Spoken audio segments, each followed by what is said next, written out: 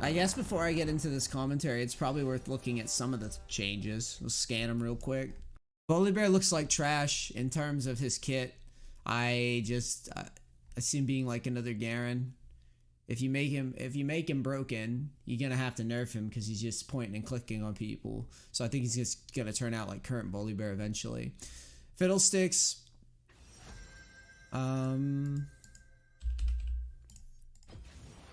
Is that an any matchup? It is. So I'm gonna go.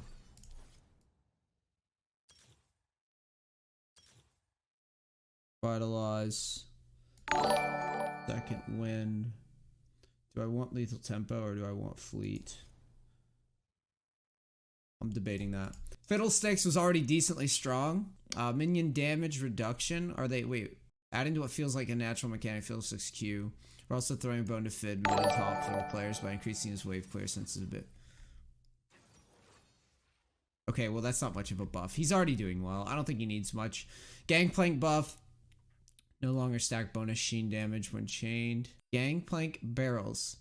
No longer stack bonus sheen damage when chained. And the attack speed. I don't know how much this was affecting his gameplay, but if it's a negative, if it reduces his damage output overall, if that was affecting a lot of his fights, then that's actually quite significant. Gangplank sucks. Even after this buff, he sucks. I test him on stream all the time and try to have fun with him. He sucks. Graves needed a nerf anyways. Okay, what's going on here? I guess this is going to be a resolve fleet tenacity type of game. Yeah, we're gonna try to win through Prio here. Prio and objectives, I think, with Olaf. Okay.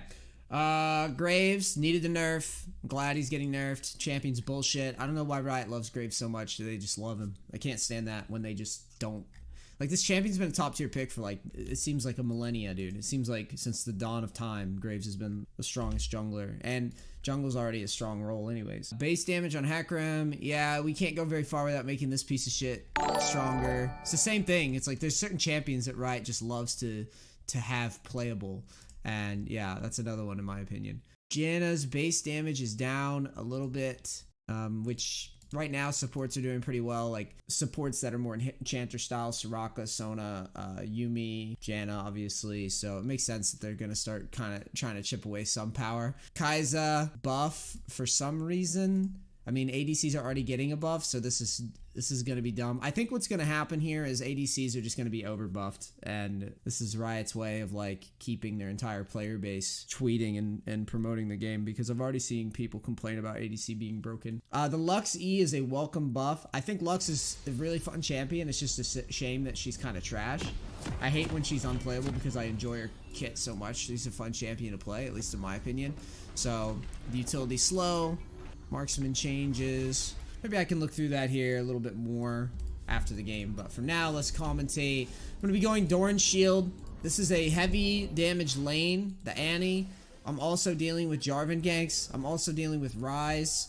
We're going to try to win through Prio, some scaling late game, and maybe just raw minion winning.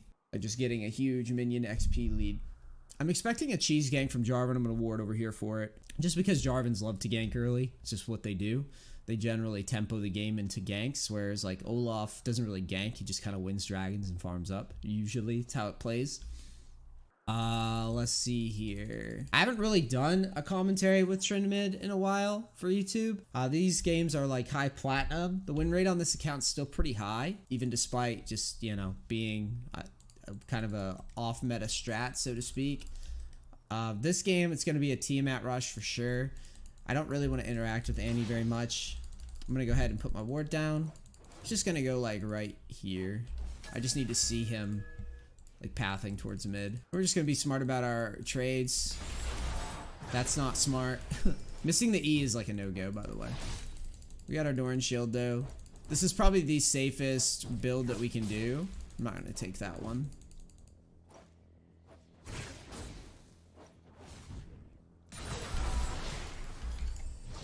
There we go.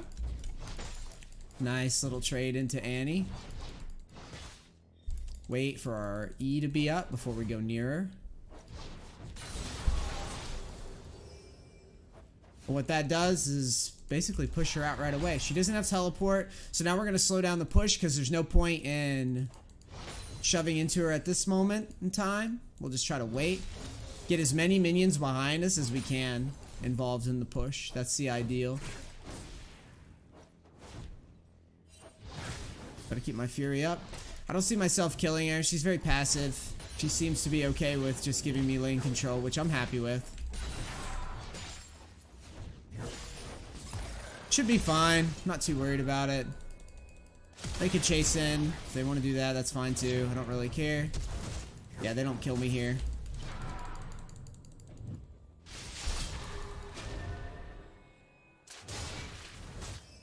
They don't have anything.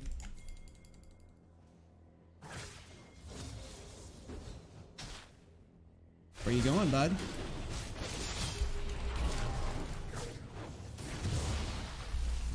You should have it. Good job. Cool, cool. That's definitely worth. Good job by Olaf to pressure the kill. Rise rotating, but I'm not really scared of a rise rotation. That whole thing is mega worth. Like I said, Jarvans love to cheese gank. That's all they do. And oftentimes, if their cheese fails, they're useless. So now Olaf's going to have total control of the enemy jungle. We're going to be sitting pretty for this replay, most likely. Also, I find traditionally that they will re-gank lanes that they failed. Just seems like a tilt jungler a lot of the time.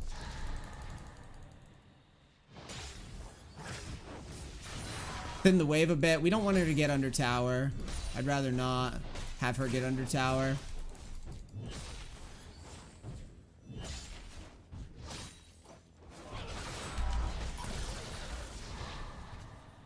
We want to stay. We actually don't want her to back at all right now. She has no ignite, so she has no kill potential on us without Jarvan. It's the only way that she kills. Jarvan's probably gonna re-gank mid. It just seems like something he would come up with to do. I'm gonna build Fury up and hold my E. Because they can't, now that Jarvan has no flash, they cannot kill me if I have E up. It's just impossible. So I'm gonna walk down here, get myself some vision, and then I'm just gonna keep, because I know that they can't kill me without me just wasting my E and just getting comboed to death. I'm going to play like that. Looks like I might be getting ganked. I don't know what she's doing. She's very confident. It makes me think that a gank is coming. It makes me want to save my E. I'm missing some farm, but I don't care. I already have farm lead.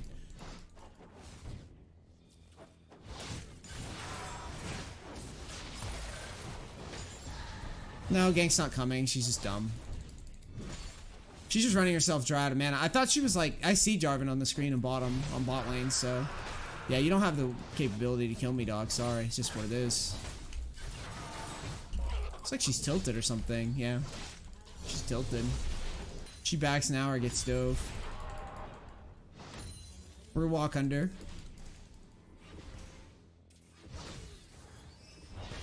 We'll walk her all the way in. This is a perfect open for what we're trying to do. We blocked the Jarvan gank. We blocked the Jarvan gank, and we're gonna get 2 plates off of it. I want 2 plates here, and they're pretty screwed. We'll leave it the last second to make sure that we get the plate while we're backing, so we get a good back timing. And yeah, it's Tiamat into objective control, I think, this game. Yeah, so for me, guys, I imagine that this would probably be a decent time to talk about, since we're doing like trying to do a lot of commentaries daily and just like different commentaries with different accounts and stuff. I think this would probably be a good time to talk about the whole Tyler1 hitting Challenger thing, since a lot of people really care about that. Because personally I feel like this game might be over, but we'll see. I thought that whole thing was very interesting. Like, on one side, obviously Tyler1 proved the haters wrong. Ooh. Maybe I could have roamed down the bot there, and probably if I'd already pathed down bot. Obviously Tyler1 proved all the jungle haters wrong and like pissed off Nightblue. But in my opinion, I tweeted about this. In my opinion, I think it's a little depressing that Tyler1 felt the need to kind of like play off stream, and no one really wants to deal with playing high elo on stream. gonna try to pull the wave this way.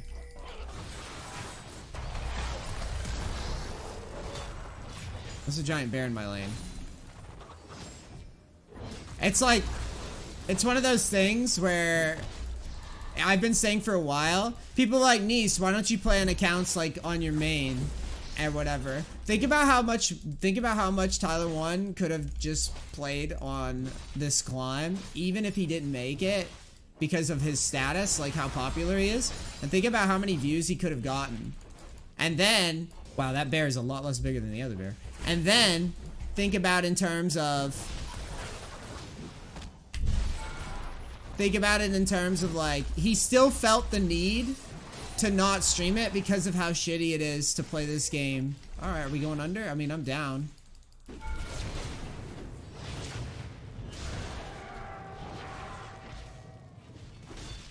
That in my opinion, points out a bigger problem with League right now. Like, I have an account, I have a secret account that's like high elo right now with an 80% win rate, and I don't want people to know it's me. I don't want to stream high elo games. I don't want anything to do with them on my channel. For example, like Nightblue was really mad about Tyler1 getting Challenger through jungle, so he immediately started spamming games off stream. Like, nobody who cares about actually playing the game, nobody wants to stream high elo, and I think that's like a big issue. I think that's more significant than Tyler1 making Challenger, because it's not the Flame Tyler1 or anything. But like, if you think about it, like the dude played like 2,000 games, and this isn't to shit on his accomplishment. Like, that's force of will or whatever, just grinding out all those games. But it definitely kind of, it's one of those things where how many people in that level of play have that many games, first of all, and second of all, it's like, it's unhealthy in general. I mean, Tyler1 can do whatever he wants to himself. But I feel like it just shows so many problems with the ladder.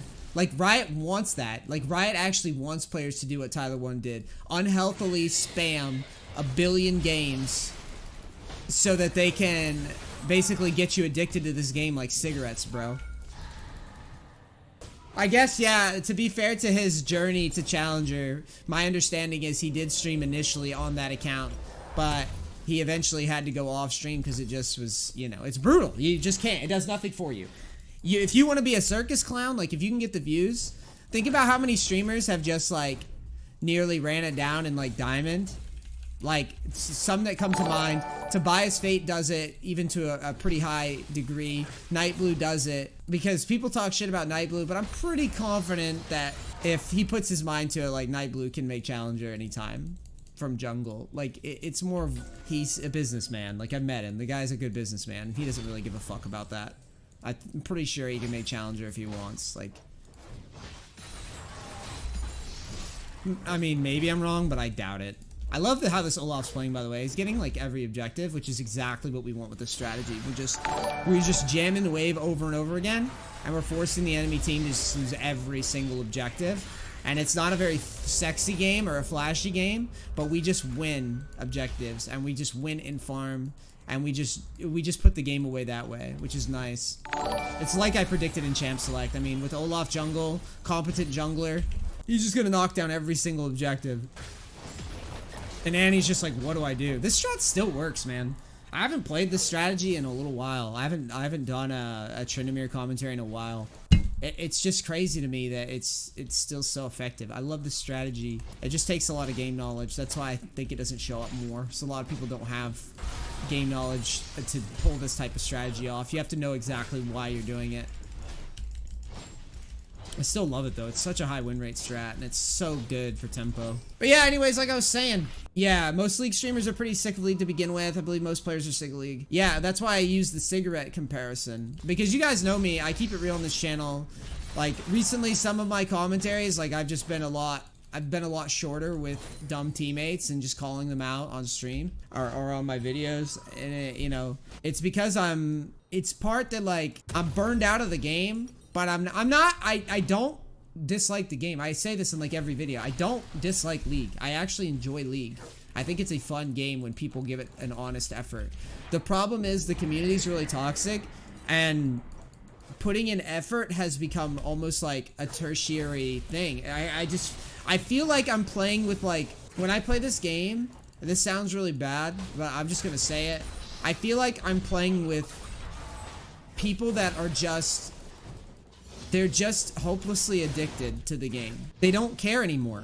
They just don't. Like, there's so many people who've been playing for years and they don't care. And this holds up. You say, oh, we'll play in high elo. We already talked about why playing in high elo is terrible, right? But that still holds up in high elo. There are people that are in high elo. Think about what you got to do to get to high elo, okay? Think about what you've got to put up with to get to high elo. You have to get very, very good at the game, obviously, right? And then you have to stay up on the meta or whatever's happening. I don't know where Jarvan is. Yeah, I'm gonna contest this. You have to stay up in the know on the meta of the game, right? In order to hang. But then it's like you have to play all those games because everyone's kind of like in this mode where they're not gonna put in their best effort all the time.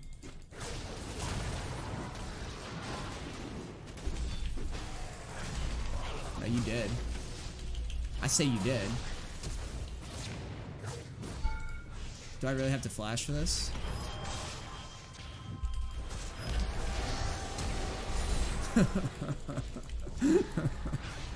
That was so satisfying. So you have to put in all this effort to get to high elo, right? You have to put in all this time, all this energy, but then you're dealing with some people that are just like, well, you know, I made it to whatever elo I care about. Now I'm going into ranked and I'm treating it more like a normals game. And that happens all the time. Is people go into a ranked game now because it's just what they do. And I feel like there's no difference between ranked and normals at the moment. I don't really feel a difference.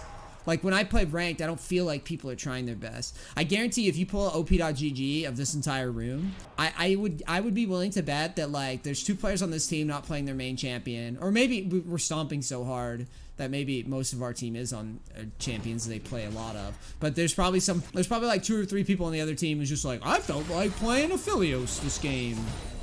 I felt like playing Rise Top this game. And that's just League. And if you shame anybody for that, or if you flame anybody for that, they're just like, oh, why are you being toxic?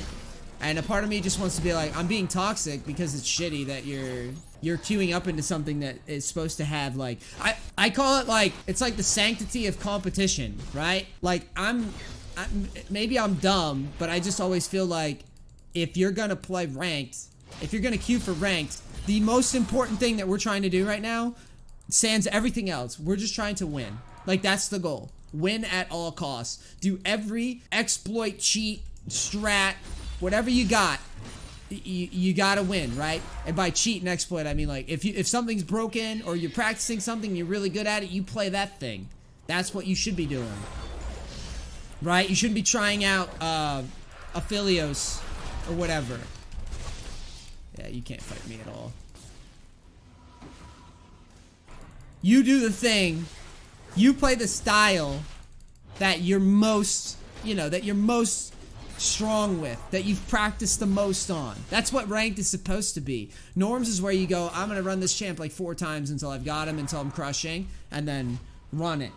Even Tarky, funnel. I mean, if that's what you've practiced, yeah. I mean, there's counters to everything. If you're running into funnel every game, guess what? Funnel will just be banned. That's what I did. When funnel, like, I wasn't losing to funnel anymore. You know why? Because I was just banning Taric every game. I wasn't even banning E. I was just banning Taric. I was just banning Taric every game because they couldn't funnel without it.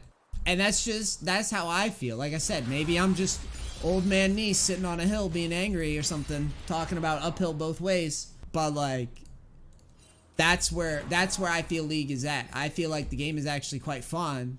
It's just people don't respect the sanctity of saying, like, oh, this is going to be, we're going to do a competitive game now. This will be a competitive game. Either they don't try very hard, or they just aren't paying attention. Like, they're just playing whatever they feel like playing because they're kind of addicted to it and their brains are on autopilot. Like, a lot of the time I feel like I'm playing with zombies, dude. I'm playing with literal zombies. That's how I feel. And I've tried to, like, analyze it, like, oh, maybe it's just a meta. It's like, no, dude, these people can come back in a lot of these games. They just don't. Like, they don't even give effort. I know it's possible because I see it. My team is over this game, though. But yeah, basically that's what I think about this whole Tyler1 jungling thing. I think it's great that he made it, but at the same time, I'm kind of like, Because it shows that high elo is pretty dead. When the only way to play high elo is to mostly play off stream and or duo abuse. Mostly. Some people play high elo legit. But not everyone can do that, and I don't think that's the norm. I don't think that's trendy. That's where I'm at.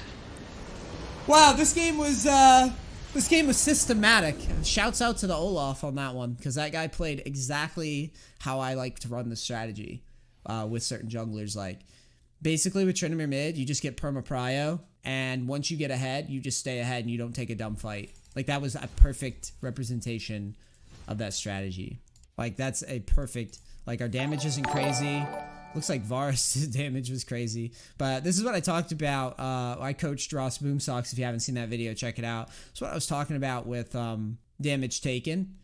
If you're leveraging your sustain well and in lanes, you should pretty much always have a high damage taken. Like, if you're actually active on map and like drawing ganks and drawing pressure and getting out and keeping the pressure. The only person that beat us in damage taken was Olaf, but that's completely acceptable considering, in my opinion, he played really, really well. And yeah, that doesn't surprise me because he did exactly what I needed him to do. He pressured those objectives and was just kind of pathing along. Cool. This will go on YouTube. I hope you enjoyed the commentary. Those are my thoughts. You guys let me know what you think. And if you enjoy, like, comment, share, subscribe. All right, cool. Peace. Peace, peace.